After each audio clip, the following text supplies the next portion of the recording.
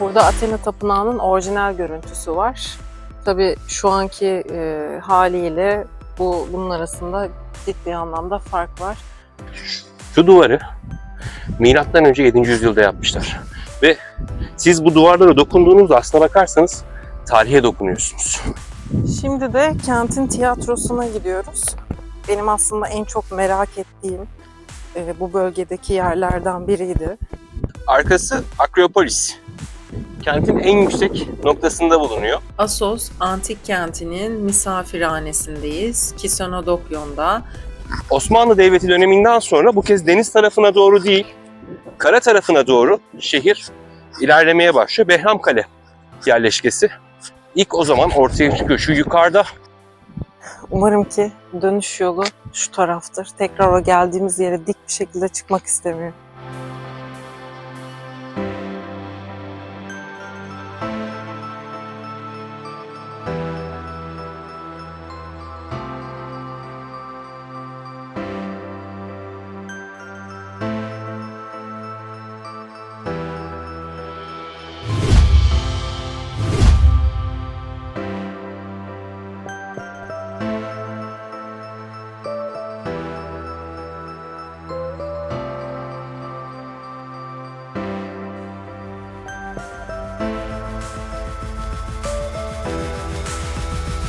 Tırmanıyoruz.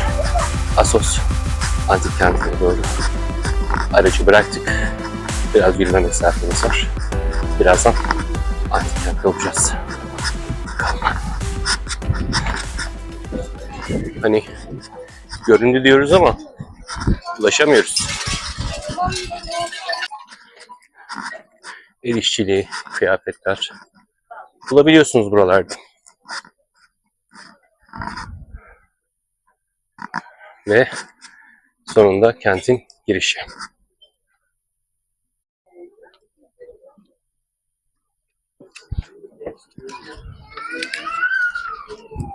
Girdik, içerideyiz. Evet, Athena Tapınağı ileride. Yani kaç yüzyıl önce yapılmış yapı, yerler hep taş döşeli. Günümüzde hala yolları bozuk olan yerleri düşündüğümüzde yüzyıllar önce yapılmış bir şehrin yerlerinin böyle taş döşeli olması biraz şaşırtıyor insanı.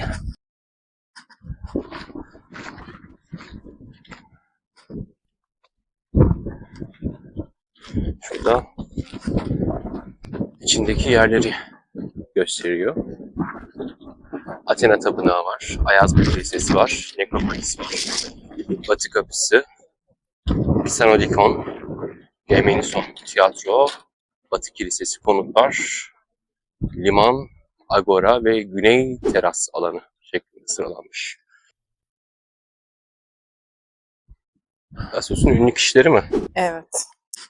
Hermias, Aristoteles.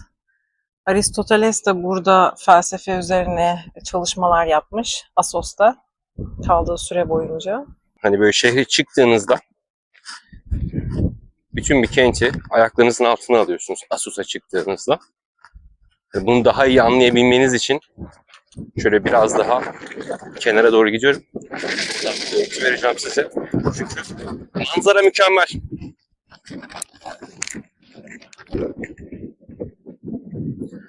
Bakın şurada. Tabii ki günümüz yerleşimleri. Hemen ileriye doğru baktığınızda da denizi görüyorsunuz. Şöyle bir durum var. 7. yüzyılda kurulduğunda aslında denize doğru gidiyor şehir. Yani Assos ve daha sonrasındaki bütün yerleşimler, antik yerleşimler hep deniz tarafına doğru gidiyor. Ve teraslarla denize inmek çok daha kolay hale getirilmiş. Yani kat kat inebiliyorsunuz denize doğru. Ancak Osmanlı Devleti döneminden sonra bu kez deniz tarafına doğru değil, kara tarafına doğru şehir ilerlemeye başlıyor. Behramkale yerleşkesi İlk o zaman ortaya çıkıyor. Şu yukarıda çok güzel taş bir yapı var. Orayı göstermem lazım. Eğer orayı göstermezsem, çünkü buraya gelmemin hiçbir anlamı olmayacak. Kesinlikle görmeniz gerekiyor. Biraz zor çıkması ama değer. Özellikle hava. Mis gibi. Gerçekten çok güzel. Aman dikkat et hayatım sen de. Kayalar çok kötü. Tabi buradaki bu kayaların çoğu aslına bakarsanız şu anda böyle biraz daha kırık dökük harabe gibi duruyor ama zamanıyla bu kayalar bu yükseltide aşağı inerken insanların işini kolaylaştırsın diye yapılan kayalar. Şuna bakın. Tamamen taş mimari. Taşların arasındaki harçlara baksana ya. Bakın. Devasa taşlar altta temel oluşturmuş. Üste doğru daha küçük taşlarla beraber yapıyormuşlar. Ve yüzyıllara rağmen hala ayakta kalmasının sebebi zaten bu inşa yöntemleri. Yani şu duvarı milattan önce 7. yüzyılda yapmışlar. Ve siz bu duvarlara dokunduğunuzda aslına bakarsanız tarihe dokunuyorsunuz. Yani bunun farkında olmamız gerekiyor. Şöyle biraz daha yukarıya doğru çıkalım. Şurada tapınak olması lazım. Şimdi burası aynı zamanda volkanik bir arazi. Andezit taşları çok fazla var burada. Bu andezit taşları da işlemesi çok zor olan taşlar. Hatta döneminde andezit taşı ile alakalı şöyle bir şey söylüyor. İnsan yiyen taşı. Neden insan yiyen taşı diyeceksiniz? O dönemde 7. yüzyıl ve daha sonrasındaki dönemde lahitler, insanlar böyle çok zengin kişilerin, kralların cenazeleri için biliyorsunuz lahitler kullanılıyordu. O lahitlerin çoğu andezit taşından yapılıyordu ve o andezit taşından yapılan lahitler buradan, Assos'tan çıkartılıyordu. Gelin şimdi. Masanın üzerine şey bakabiliriz isterse bizim kaşelerden basabiliriz. Öyle halledebiliriz eğer bir yere verecek. Dikkatli çıkmak gerekiyor tabii.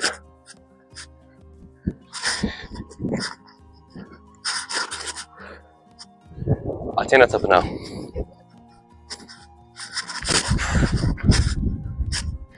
Şöyle. Yılın her mevsimi burası oldukça yoğun. Sadece burası değil. Aynı zamanda arkamda gösterir misin? Şu manzarayı görsünler.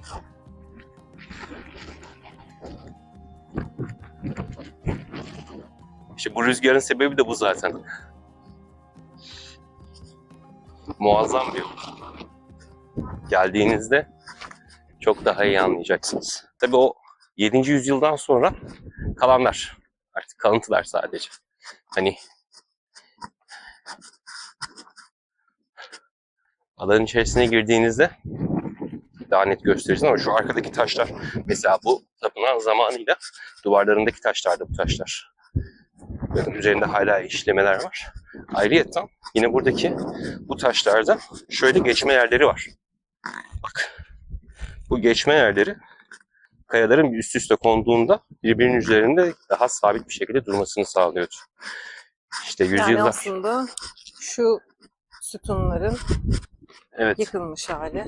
Aynen. Bunların hepsi üst üste geliyor. Üst üste geldiğinde buradaki oyuntular arasında konulan parçalarla beraber sütunlar sabit kalıyor.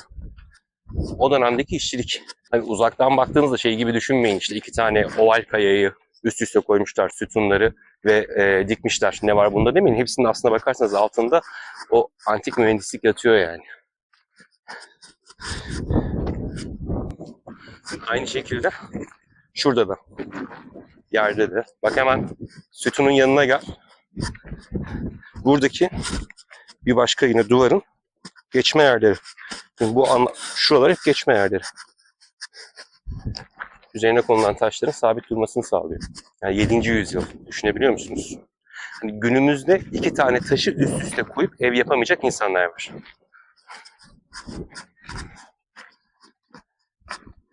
Muazzam bir yer.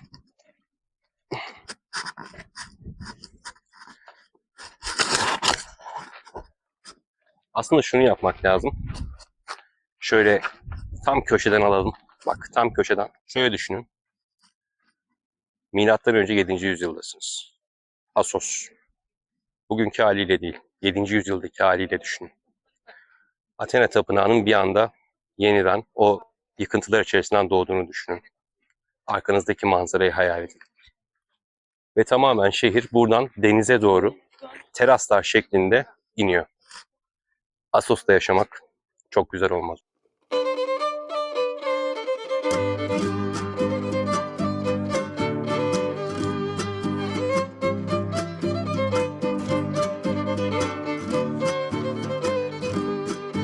Bu taş yapılar o kadar güzeldir ki hani bugüne kadar hiçbir taş yapının içerisinde kalmayan varsa gerçekten çok fazla şey kaybediyorsunuz. Çünkü bunların içerisinde yaşamak, bunların içerisinde uyumak, uyanmak insanı o kadar çok dinlendirir ki, o kadar kendinizi doğaya ait hissedersiniz ki. Yüksek ihtimalle tabii burası bir ev değildi. Çünkü baktığımızda bir giriş kapısı göremiyorsunuz. Bir giriş kapısı yok. Şu duvarlardaki mesela oyuklar o dönemlerde aydınlatmak için kullanılıyordu. Orada çeşitli mumlar yine yakılıyordu ve yapının içerisi aydınlatılıyordu. Ama garip olan ne biliyor musunuz? İçini aydınlatmak için böyle oyuklar koyduğunuz bir yerde bir kapının bulunmaması. Yok.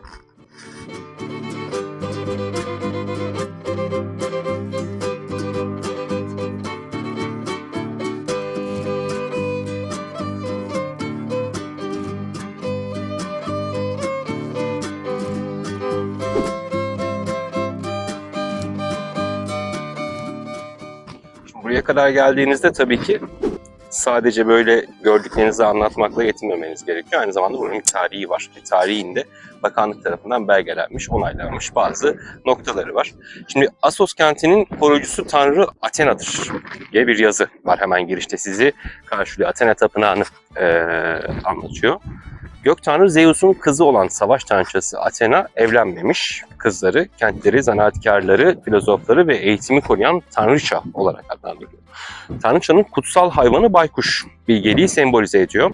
Milattan önce 540 ila 530 tarihinde inşa edilen tapınak Anadolu'daki en eski Dor tapınağı unvanına sahip. Assoslular Athena tapınağını Akropolis'in doğu kenarına yakın bir noktaya yerleştirerek özellikle gemilerde yolculuk edenlerin görmelerini arzu ediyorlar ki göstermiştik zaten daha öncesinde denize ne kadar yakın olduğunu. Baktığımızda yine temel batı ve güney taşlarına kazıma ve kabartma tekniğinde plongnal duvar görünümü veriliyor. Girişi doğusunda olan tapınağın uzun yönlerinde 13, kısa kenarlarındaysa 6 adet sütun var.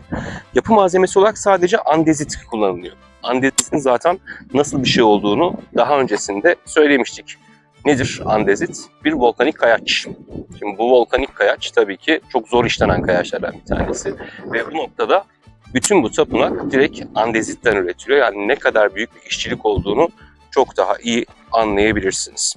Sfenksler, boğalar, ziyafet sahneleriyle burası tamamen süslüydü.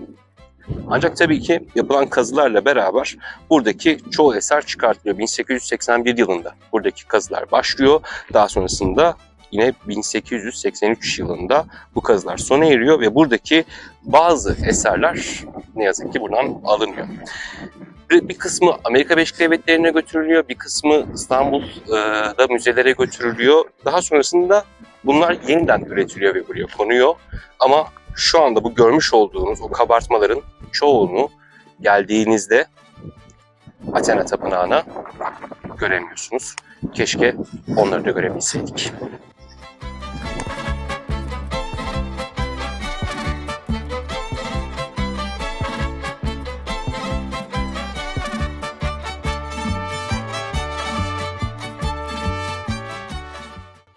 Burada Athena Tapınağı'nın orijinal görüntüsü var. Tabii şu anki haliyle bunun arasında ciddi anlamda fark var. Yaklaşık işte 6 sütun, 6-7 sütun ayakta. Geri kalanları tamamen yıkılmış durumda. Gördüğünüz alanın yanlarında yine taş sütunlar var. Şu gördüğünüz 3-4 parçadan oluşuyor bunlar zaten. Ama birçoğu yıkılmış durumda. Özellikle de tepesinden eser kalmamış. Az önce de belirttiğimiz gibi bu küçük heykeller vesaire müzelerde sergileniyor şu anda. Burada sadece sütunlar ve altyapı kalmış, yıkılmış. Parçaları da müzelere dağıtılmış durumda. Şimdi de kentin tiyatrosuna gidiyoruz. benim aslında en çok merak ettiğim bu bölgedeki yerlerden biriydi.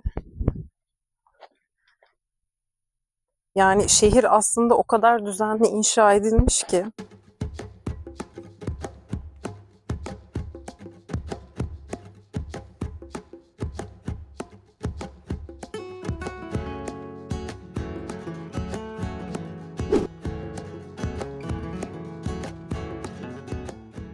Şu an antik tiyatroya doğru giriyoruz.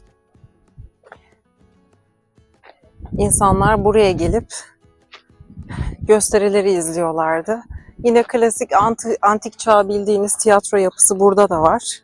Bir de şehrin kalıntıları arasında ulaşım biraz zorlu. Hani inmek vesaire, şu an burada düz yol var ama o dönemde tabii sadece taşlık alandı. Burada inerken de onları kullandık.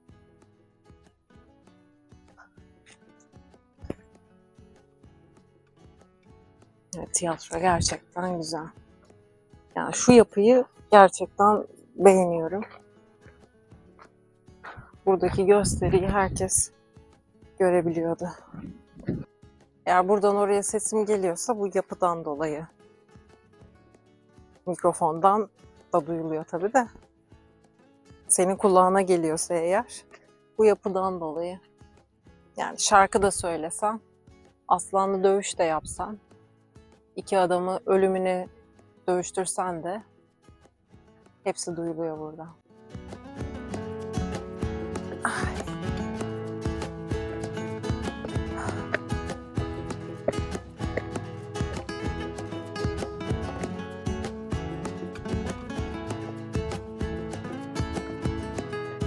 Gösteriye hazır mısın?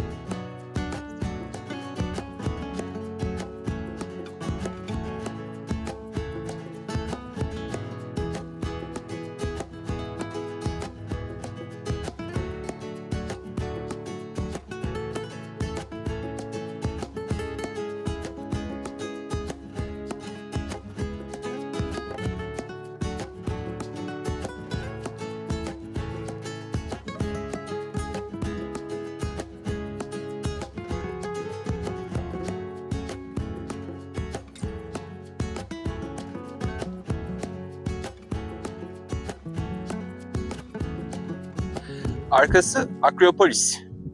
Kentin en yüksek noktasında bulunuyor. Çift duvarlı bir yapı. Genel itibariyle savunma ve korunma amacıyla, yani savaş durumlarında bu Assos antik kentinde yaşayanların gelip buraya sığınıp düşman askerlerinden korunması için yapılan bir yapı. Aşağıdaysa antik kent var. Antik kente doğru yürüyoruz.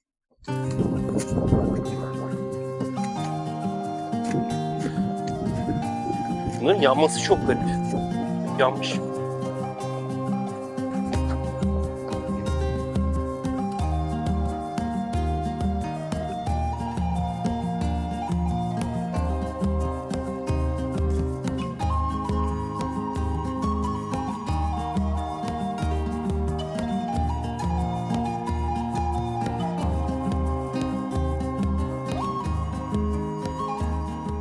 Burası Agora, kent meydanı, ticari ve siyasi buluşma noktası olarak geçiyor. Alanın doğu tarafında Boletrion yani meclis binası vardı. Batı tarafında ise daha çok kent meydanı, pazarlar, dükkanlar, insanların alışveriş yapabileceği birçok küçük bina, aynı zamanda ibadet edebileceği tapınaklar vardı. Tabii bir önceki halinde tarım alanı olarak kullanılıyordu. Çeşmeler, bahçeler, daha dik sütunlar, burada alınan, meclis binasında alınan siyasi kararlar halk alanında, kent meydanında uygulanıyordu.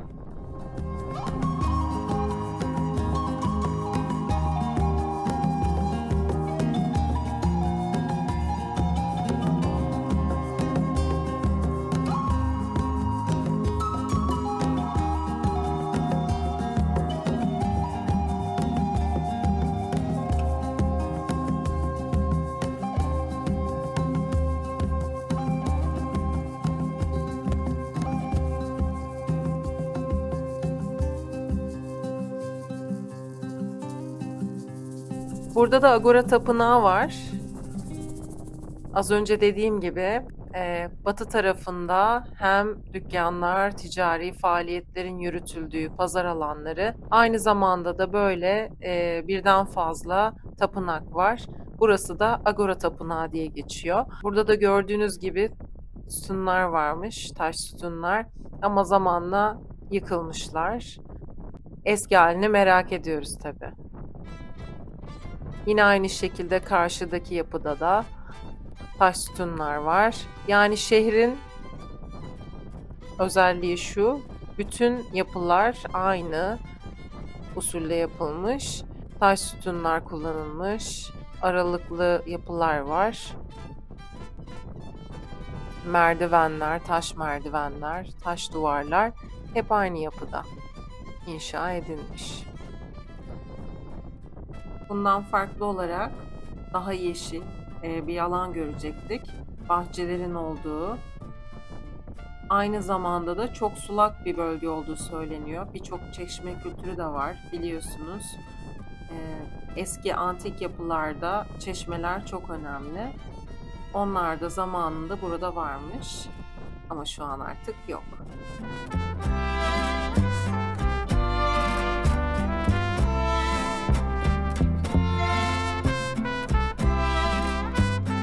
Bu yapı Kuzey Stoa olarak geçiyor. Milattan önce 2. yüzyılda inşa edilen bu zarif yapı, antik dünyanın ticaret ve sosyal yaşamının kalbinde yer alıyor. Etkileyici sütunları ve muhteşem Ege manzarasıyla ziyaretçilerine hem geçmişin izlerini hem de doğanın huzurunu sunuyor. Assos'un zengin kültürel mirasını keşfetmek ve tarihiyle iç içe bir deneyim yaşamak için işte buraları ziyarete gelmeniz gerekiyor. Assos antik kentinin misafirhanesindeyiz. Kisonodokyon'da. Kisonodokyon, antik çağın konukseverlik anlayışını yansıtan özel bir misafirhane olarak inşa edilmiş.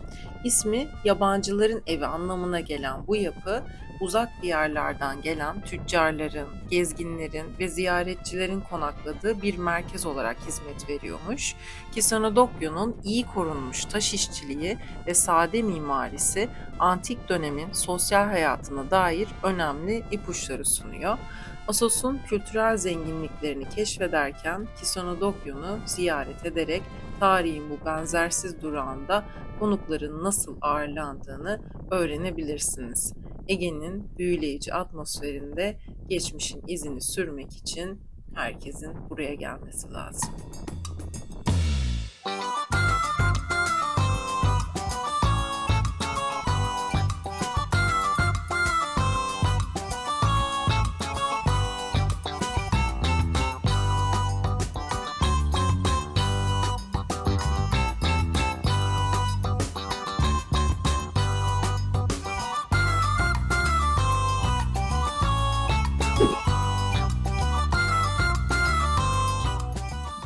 Umarım ki dönüş yolu şu taraftır. Tekrar o geldiğimiz yere dik bir şekilde çıkmak istemiyorum.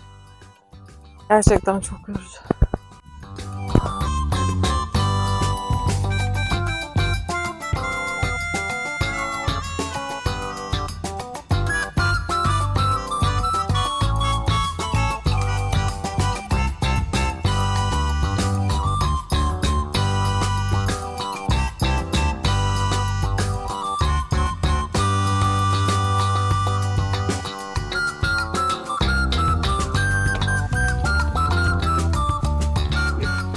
Assos Antik Kent gezimizi sonlandırdık. Kentin tamamını gezmek yaklaşık 3-3,5 saat kadar sürüyor.